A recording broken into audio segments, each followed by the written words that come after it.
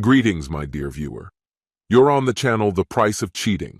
The channel is for those who appreciate traditional family values and condemn adultery. So be sure to subscribe to the channel. Let's get started.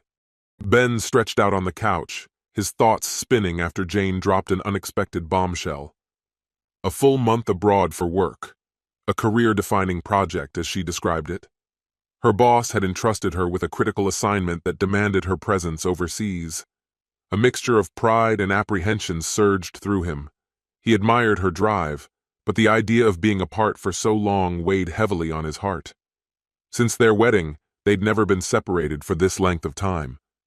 Their marriage was still in its early chapters, 3 years in, and they were building a life together in a cozy little rental on the outskirts of Dallas. It wasn't luxurious, but it was theirs, a space they had imbued with love and shared dreams. Both were determined professionals, saving every spare dollar to buy their first home. Long hours and demanding jobs had become the norm, but their shared vision brought them closer. Lately, however, Ben couldn't help noticing subtle changes in Jane. Her focus on work had become razor-sharp. Late nights at the office and a readiness to jump on every career opportunity had become routine. "What's gotten into you, Jane?" he had asked teasingly one evening. "You're climbing the corporate ladder like there's no tomorrow." Smirking, she had shot back, "Just wait. I'm going to out-earn you soon." Her playful tone had made him laugh. "Ah, so this is a competition now," he'd joked.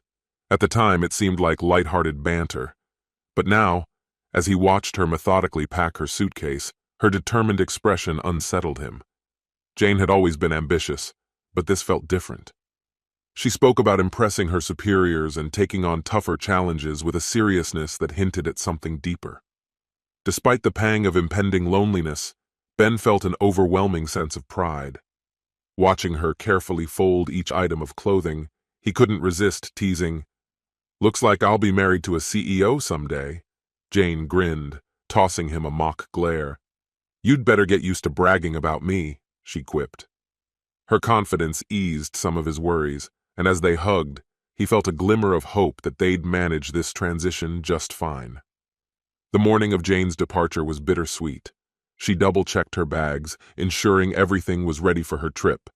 A month in Spain, it sounded both exciting and daunting. Ben couldn't ignore a pang of envy. Spain had always been on his bucket list, though time and finances had kept it out of reach. "Spain, huh? You'd better soak up some of that magic for me," he said with a warm smile. Jane laughed softly, brushing his arm. "I'll bring back something special. Just wait." At the door, they embraced one last time. "Good luck," he murmured, squeezing her hand.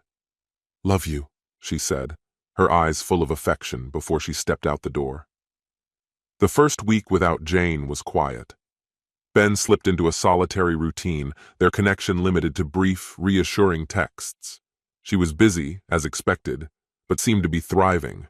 While he missed her terribly, knowing she was succeeding brought him comfort. By the weekend, Ben decided to tackle grocery shopping to fill the echoing emptiness of the fridge. Venturing to a supermarket across town, he meandered through the aisles with his list in hand. His thoughts wandered back to their home, now unusually silent without her presence. As he turned into the coffee aisle, a familiar voice snapped him out of his reverie. "Ben? Is that you? It's been forever." Startled, he looked up to see Megan, an old college friend who radiated her signature cheerful energy. "Megan! Wow, it really has been a long time. How've you been?" He greeted her with a warm smile. "Great, just got back from Miami. Small world running into you," she said, her tone bright. Then, tilting her head, she added, "Wait, are you back already?" Ben blinked, puzzled. "Back from what?" "Miami," she said, her brow furrowed. "I saw Jane there a few days ago. She was with some guy and mentioned you were there too, catching up with friends." Ben's heart sank, his expression faltering. Forcing a strained laugh, he managed to respond, "Oh yeah, it's been a whirlwind." His voice betrayed none of the growing storm inside. Since returning to work, Ben's relentless schedule had left him no room to process his thoughts. Yet when Megan's face softened with a trace of sympathy and she murmured, "Don't let it get to you too much," her words stuck with him. She had seemed genuinely pleased to have run into him and happy that he and Jane had found time to unwind. With a brief wave, she disappeared down the store aisle, leaving Ben rooted in place, stunned. He couldn't even recall how he managed to finish his errands. Megan's offhand remark kept replaying in his mind as he drove home, each repetition deepening his unease. His wife, Jane, was supposed to be in Spain, yet Megan had mentioned seeing her in Miami, with another man. The weekend unraveled into a fog of doubt and unanswered questions. For 2 days, Ben wrestled with rational explanations. Perhaps Megan had made a mistake. Maybe Jane's job had unexpectedly rerouted her to Miami. Or could it be that Megan had confused Jane with someone else entirely? But the harder he tried to dismiss the nagging thought, the more it consumed him, tightening its grip on his mind.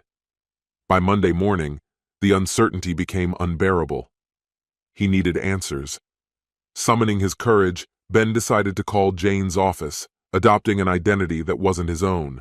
His fingers trembled as he dialed the number, forcing his voice into a calm, casual tone as he addressed the receptionist. "Good morning, Comet Technologies. How may I assist you today?" chirped a cheerful voice. Ben steadied himself. "Hello, I'm a former client of Jane's. We lost touch, and I was hoping to reconnect. Could you transfer me to her?" A short pause followed. "Oh, I'm sorry, sir," the receptionist replied. "Jane is currently on leave. She'll be back in about 3 weeks." Ben's heart sank. "On leave?" he asked, struggling to keep his tone neutral. "I hadn't heard. Is everything all right?" "Everything's fine," the receptionist replied brightly. "She mentioned her husband hurt his leg and she's taking time off to care for him. Very thoughtful of her. Can I take a message?" Ben clenched the phone so hard it felt like it might shatter. No message. "Thank you," he managed to say before abruptly hanging up. He collapsed into his chair, his mind reeling from what he'd just heard. 3 weeks. No Spain. No work obligations. Jane had told her office she was staying home to care for her injured husband. The elegance of the lie made his stomach turn. But Ben wasn't injured, and he certainly hadn't been part of this story. Megan's mention of Jane in Miami with another man now aligned perfectly with this new piece of the puzzle. It was undeniable. Jane had lied. Worse, she had constructed her deception so seamlessly that it might have gone unnoticed if not for Megan's slip. A mix of rage and heartbreak surged through him. His first instinct was to confront her immediately, to demand an explanation and unleash his fury over her betrayal. But another part of him, colder and more strategic, restrained him. Jane was cunning, capable of fabricating another excuse on the spot. Confronting her without proof would only lead to denials, or worse, an acrimonious path toward divorce that could cost him dearly. Forcing himself to breathe, Ben let his anger harden into a steely resolve. If he wanted justice, or revenge, he would need to proceed carefully. Jane's deceit wouldn't go unchallenged, but he had to be methodical in exposing it. The rest of the day passed in a haze of planning. Every tick of the clock reminded him of how meticulously she had orchestrated her lie. Trust was no longer an option. From now on, it was about strategy, and Ben was determined to uncover the truth, on his terms. By noon, his mind was made up. He needed a plan, and he needed one fast. Claiming he felt unwell, he left work early after a brief conversation with his boss. Without wasting time, he scoured the internet for the best divorce attorney in the area. A quick phone call later, Ben was sitting across from Michael Grant. Michael, a seasoned attorney with keen eyes and a composed demeanor, radiated confidence. Something in his calm assuredness made Ben feel he'd come to the right person. As Ben recounted his situation, Jane's suspicious stories about Spain, Megan's startling revelation about Miami, and Jane's blatant lies to her boss, Michael listened carefully, occasionally jotting down notes. When Ben paused, Michael leaned back, his expression thoughtful but unwavering. "Here's the situation, Ben," Michael began. "You have 2 potential strategies. The first involves gathering concrete evidence. Catching her in the act could strengthen your case significantly." He elaborated on how proof of Jane's indiscretions could not only protect Ben's finances, but might also open the door to financial compensation for her misconduct. Ben's fists clenched at the thought of waiting. "What's the other option?" he asked, his frustration evident. Michael gave a measured nod. The second is a proactive approach. If the down payment savings are your primary concern, we can secure those funds immediately, ensuring she can't access them. Once that's done, we'll initiate divorce proceedings while she's away, leaving her with limited recourse. Ben's shoulders relaxed as he processed the plan. Relief blended with resolve in his voice. Yes, the savings are what matter. I've worked too hard for them to let her take it all. I'm ready to act. Michael's expression shifted slightly, his approval clear. Good. Here's how we'll proceed. For the next hour, Michael detailed a step-by-step plan to transfer the money into a private account solely under Ben's control. The strategy was meticulous, designed to be both swift and discreet. Michael stressed that time was of the essence. The days that followed were a whirlwind. Each night, Ben pored over financial records, diligently following Michael's instructions. As he moved the money and secured their assets, he felt a growing sense of empowerment. By the end of the week, the funds were secure, the divorce papers prepared, and everything set in motion. Now all he had to do was wait for Jane to return, unaware of the storm that awaited her. Jane arrived in a taxi, glowing from her time away.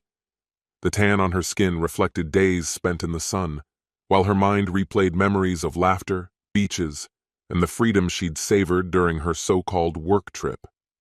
Walking down the street to their home, she rehearsed her narrative about the relentless deadlines that had overshadowed the charm of Spain. It was a story she felt confident would hold up.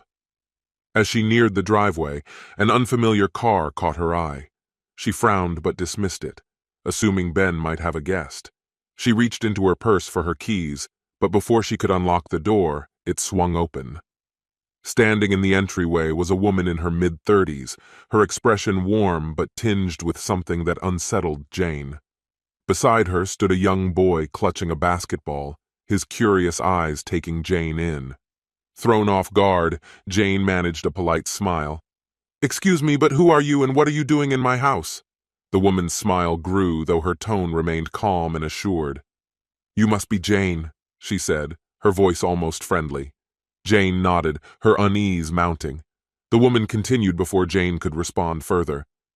"Ben told me you'd be stopping by to pick up your things. I'm Dana, and this is my son, Lucas." She gestured casually toward the house. "We've just moved in. Such a wonderful place." Jane's prepared lines vanished, replaced by a wave of disbelief as Dana's words sank in. She stood frozen on the doorstep, speechless, as the reality of the situation unfolded before her eyes.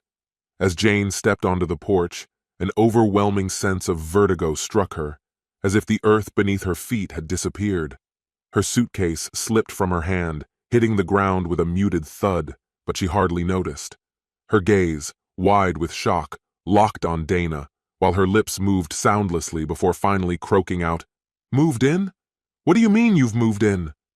Her voice was fragile, barely holding together. Dana inclined her head, her expression teetering between thoughtfulness and a faintly smug pity. "Ben didn't mention it?" she asked, her tone laced with insincere sympathy. "We've been working out the details for a while now. He wanted everything ready for Lucas and me to settle in. He's been incredibly thoughtful. A real fresh start for all of us." Jane's hand clutched the doorframe as disbelief washed over her like a tidal wave. Her thoughts spun in chaotic circles, trying to reconcile Dana's words with her own reality. This was her home, hers and Ben's. How could he not have said anything during her time away? Her voice, barely audible, cut through the silence. "But this is my house. I'm Ben's wife." Dana's face softened, though her eyes gleamed with quiet triumph. "Oh, I'm well aware," she said gently, as if consoling a confused child. Desperation took hold as Jane scrambled to pull out her phone. Her hands trembled, making it nearly impossible to steady the device. With every unanswered ring, the weight in her chest grew heavier. When Ben finally answered, his voice was maddeningly composed. "Ben," she stammered, her voice breaking. "What's going on? I come home and there's a stranger in our house with her child. What is happening?" His response was measured, almost mechanical. "Jane, I ended the lease," he stated without emotion. "The house belongs to Dana now. I thought it was time for a clean break. Your things are in the garage. Dana was kind enough to let me store them there for you. You should be grateful." Jane's heart pounded in her chest as her knees threatened to give way. "You ended the lease?" she gasped, her voice a cocktail of disbelief and panic. "Why would you do that?" Ben's voice, sharp and detached, interrupted her.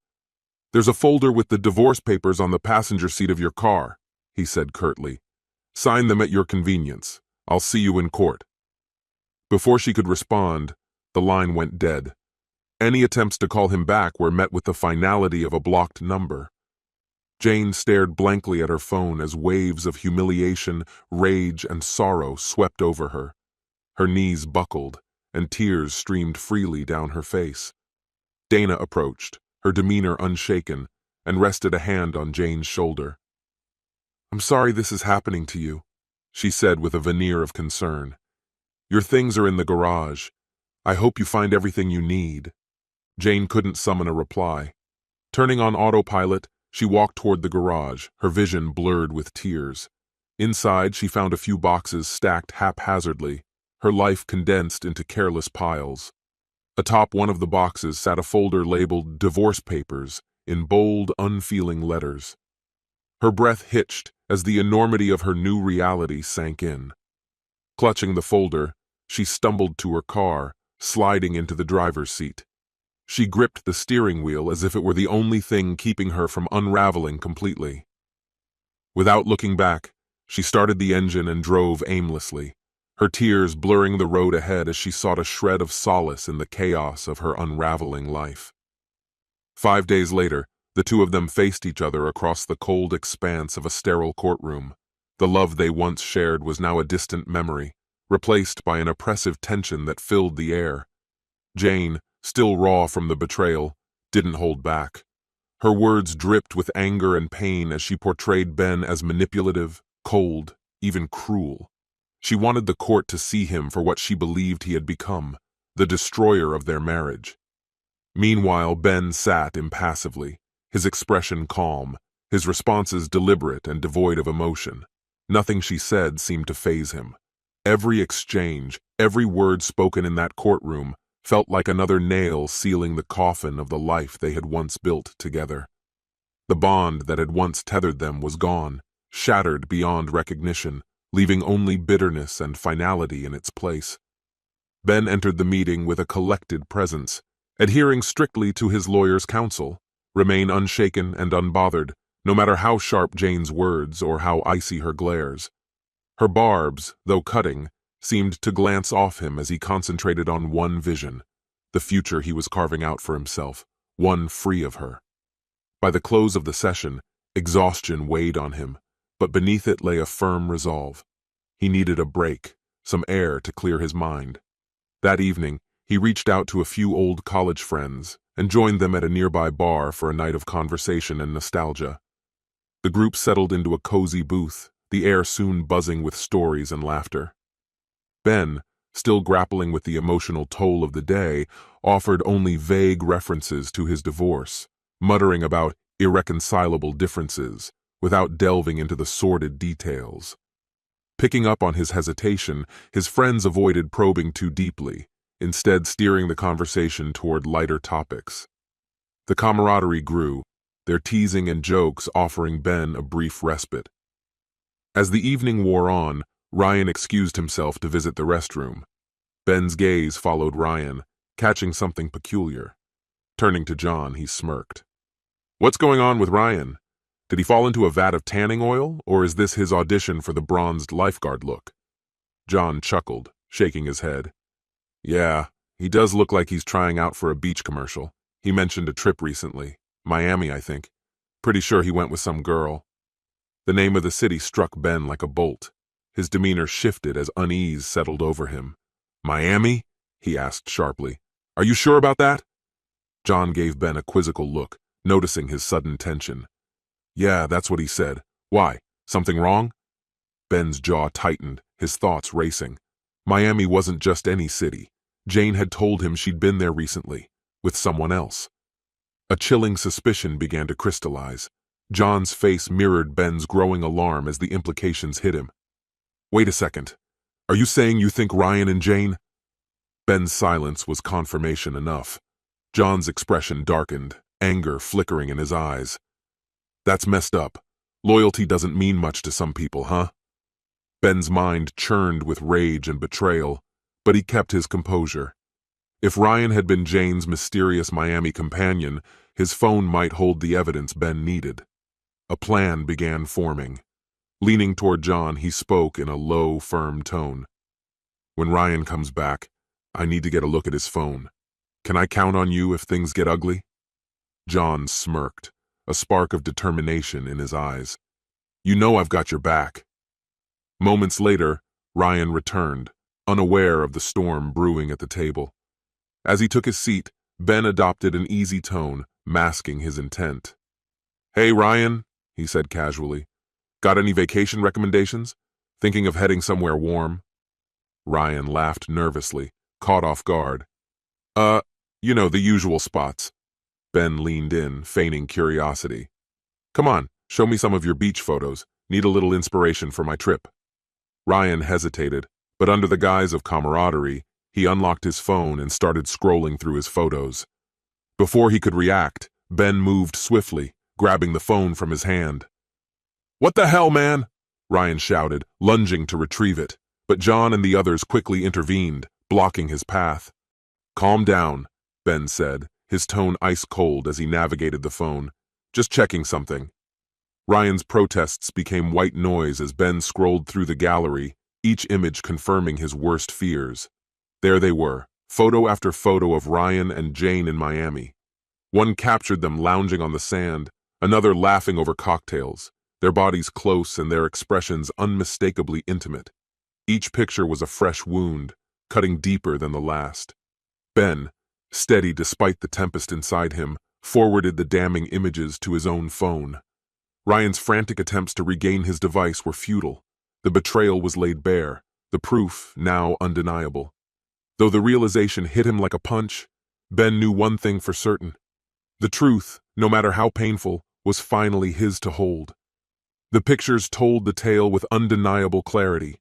Vibrant beach days soaked in sunshine, glasses clinking in celebratory cheers, bursts of laughter too real to fake, and intimate selfies of intertwined arms, a blatant testament to the closeness shared between them. Ryan, seriously, hand it over, Ben demanded, his voice edged with a mix of anger and disbelief as he reached for the phone. But John and the others restrained him, keeping him firmly in place. Their expressions were unyielding, marked by a collective sense of betrayal. Among this group, loyalty wasn't merely encouraged. It was sacred, an unspoken oath forged in their college years and honored ever since. Over time, as they navigated relationships, marriages, and the shifting tides of adult life, one rule had always remained non-negotiable. No one crossed the boundary with a friend's partner. Yet Ryan had broken this trust without hesitation. Ben's stomach turned as he scrolled through the damning messages on Ryan's phone. They revealed playful flirting, midnight confessions, and the transparent excuses Jane had offered to explain her work trips. It was all there, indisputable and incriminating. Ben forwarded the evidence to himself, ensuring nothing would be lost. Tossing the phone back to Ryan, he spoke with cold finality. Take it. Thanks for the memories. The air at the table grew heavy with tension, the group's silence brimming with betrayal and anger. Nate was the first to speak, shaking his head in dismay. His tone, though low, carried the sharpness of a blade. We had a rule, Ryan, a code we all swore by, and you threw it away for… What? Ryan's face flushed with guilt as he stumbled over his words. It's not how it seems. Spare us, John interrupted, his voice cutting through Ryan's feeble defense. We've seen the proof. It's exactly how it looks. Ryan tried again, his excuses faltering. I didn't think it would go this far. Ben's voice was frigid, laced with contempt.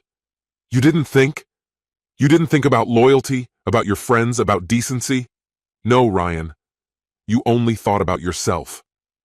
His piercing glare left no room for doubt, his disappointment palpable. The group sat in a suffocating silence, Ryan's betrayal a storm cloud hanging over them.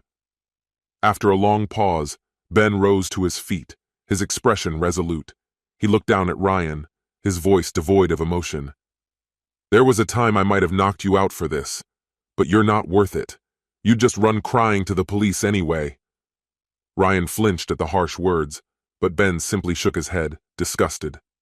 "You're dead to me. From now on, you're a stranger." Without another word, Ben walked away, the rest of the group following his lead. Ryan remained behind, his face a portrait of shame and humiliation. Later that night, Ben meticulously compiled the evidence. Photos, messages, every shred of proof. It was all assembled. At the next court hearing, he presented it with unwavering precision, laying bare the extent of the betrayal for everyone, including Jane. Her reaction, a mix of shock, anger, and despair, revealed the truth. She had no defense. The divorce was finalized quickly, with Ben retaining their savings. Jane, her infidelity exposed, had little ground to contest. In the aftermath, Jane and Ryan clung to their relationship for a brief time, as if desperate to salvage what had brought them together. But the foundation of their bond crumbled under the weight of guilt and the fallout of their choices. Within 2 months, they had drifted apart, unable to withstand the social consequences or the emptiness left behind. Word of their betrayal spread quickly among friends and acquaintances, leading to swift and unforgiving backlash. Relationships with both Jane and Ryan disintegrated, leaving them isolated and ostracized. They had crossed a line that could never be undone, and the world around them reflected that truth. For Ben, the betrayal had been deeply wounding, but as the dust settled, he found himself in a better place. The lies and deceit were behind him, and he began to rebuild his life with clarity and peace. With a deep breath, he let go of the pain and stepped forward into a future full of new possibilities, free from the shadows of his past. This concludes the story. If you like it, then put your powerful like and subscribe to the channel.